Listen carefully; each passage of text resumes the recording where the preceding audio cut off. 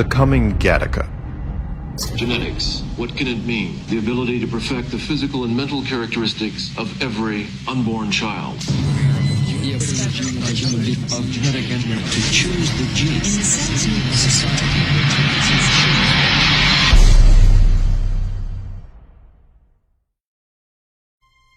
Recently, the CDC issued its new guidelines pertaining to the vaccine that they are, as of this writing, being distributed widely throughout the world. Their opening statement was, fully vaccinated people can now spend unrestricted time indoors with other fully vaccinated people without any social distancing restrictions. In that first bullet point lies the heart of what will quickly become a new worldwide two-class system. Allow me to break this down a bit. Up until now, the general public has had to endure an endless series of inconsistent lockdowns, layer upon layer of different tests, social distancing, mixed messages about masks, cases, symptom lists, and of course people who have died with, but not necessarily from, the virus. With a single sentence from the CDC, all these pandemic issues have the potential to evaporate, like a bad dream, if you become a good citizen and take the shot. It seems simple, even logical, but at its core, there is an ethical question which will morph into a non-fictional dystopia that up until now we have only read about in science fiction novels. Some of you may see this as an exaggeration, that I'm some conspiracy theorist blowing a mere medical recommendation out of proportion. I can assure you that in less than a year from now, we will be in the middle of a massive segregation campaign that ignores race, gender, and social status, and this new class system will be entirely based on manipulated biology and eugenics. For those of you who are old enough, this idea might sound eerily familiar, and you would be right. There is nothing new under the sun when it comes to plot lines, and the fictional story that most resembles what we are facing now is the 1997 film Gattaca. In case you missed it, the film's title is a clever nod at the premise, based on the letters G, A, T, and C, which represent the 4 code letters of DNA. The story is set in the near future, where the practice of eugenics finally becomes embraced by the general public. This was accomplished by telling new couples planning on having a family that they have screened their genetics and not only discovered possible birth defects in the fetus, but long-term health issues as well. The couple is then solicited that these genetic errors can be corrected with new technology while still in the womb. While this practice may seem like playing God, the parental instinct to give birth and to raise a perfect child with no side effects is too tempting for most couples, and so they voluntarily agree to the procedure. And, as advertised, these children are born perfect, without birth defects, and suffer no long-term issues. At first, the viewer might expect these perfect people will turn into monsters and destroy their creators like all good horror stories.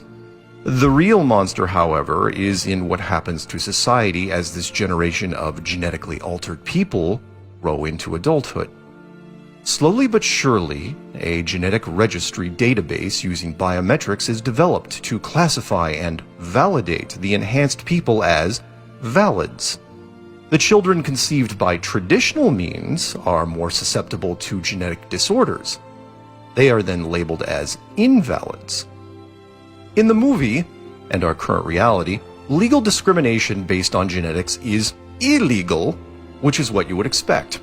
However, in the movie, genotype profiling is used to identify valids to qualify for higher-level white-collar positions, while invalids are relegated to blue-collar jobs. The short version is that if you are a better person, you deserve a better future. And this falls well within plot parameters and is exactly what I would expect over a period of time. The enhanced people are simply better at everything and will never burden a corporation with unseen health issues.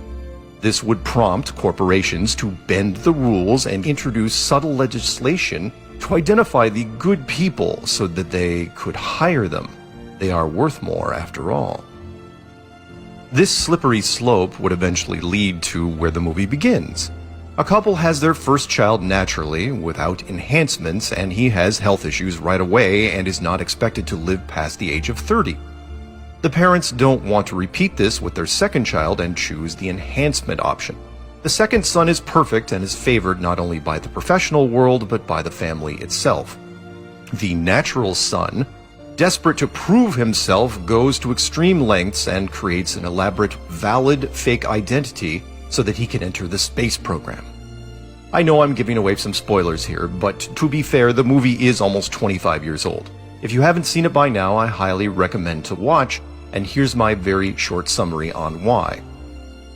In the movie, people who take the genetic-altering injections are considered first-class citizens and enjoy all the opportunities of society.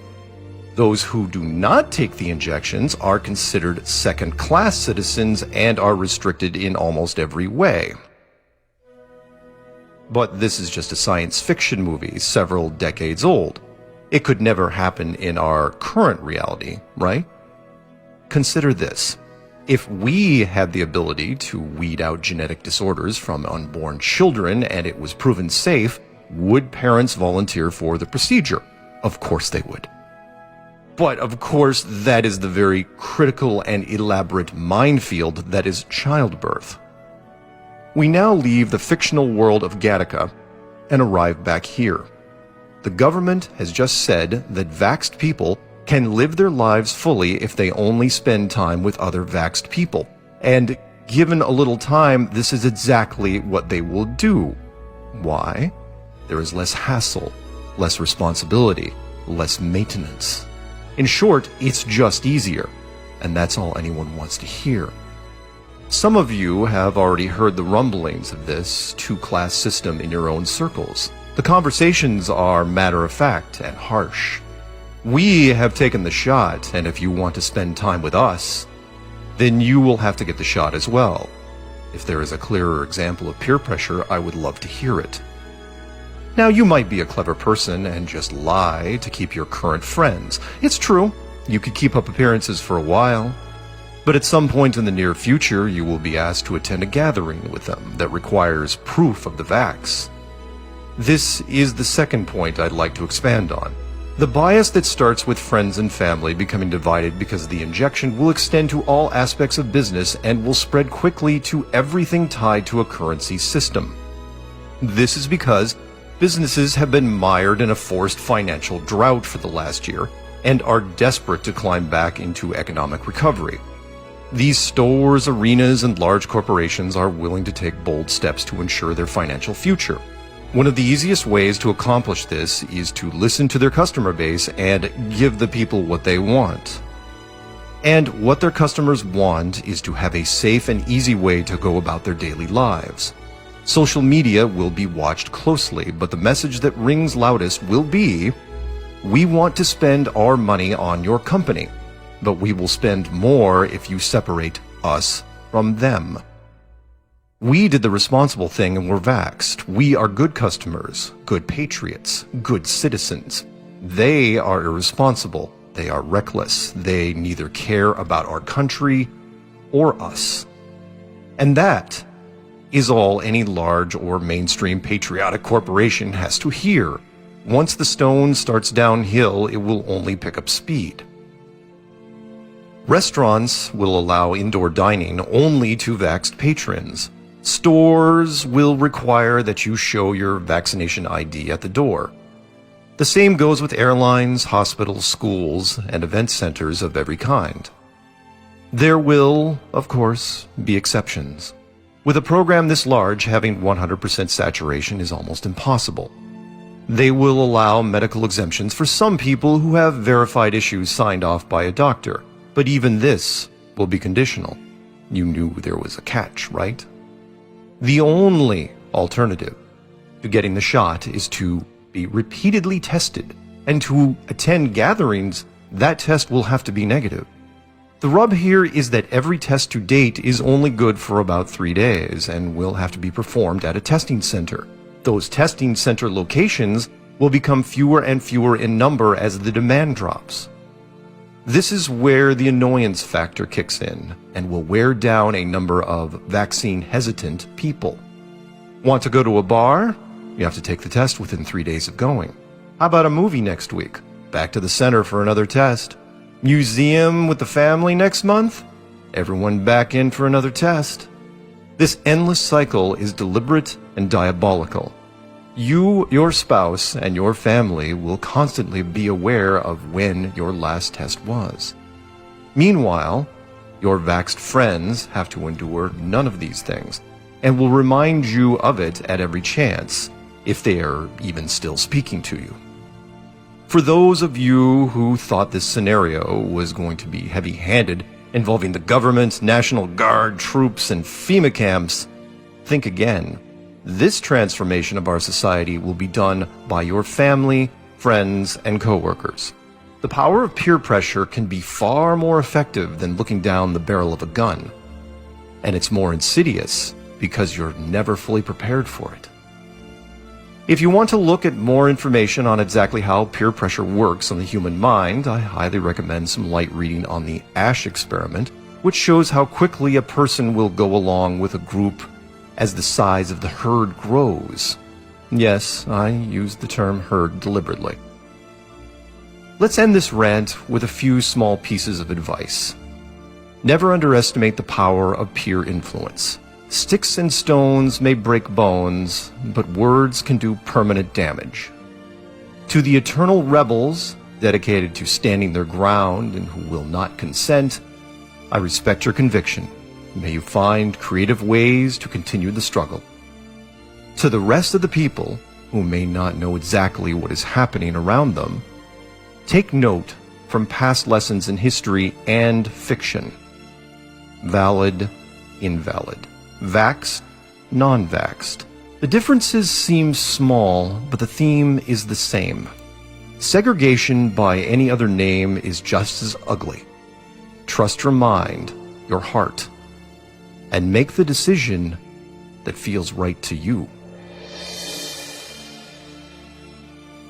Back now with the new push this morning for so-called vaccine passports. Airlines saying such a program would make it easier for people to travel during the pandemic. And our transportation correspondent, Gio Benitez, is at Los Angeles International Airport with more this morning. Good morning, Gio.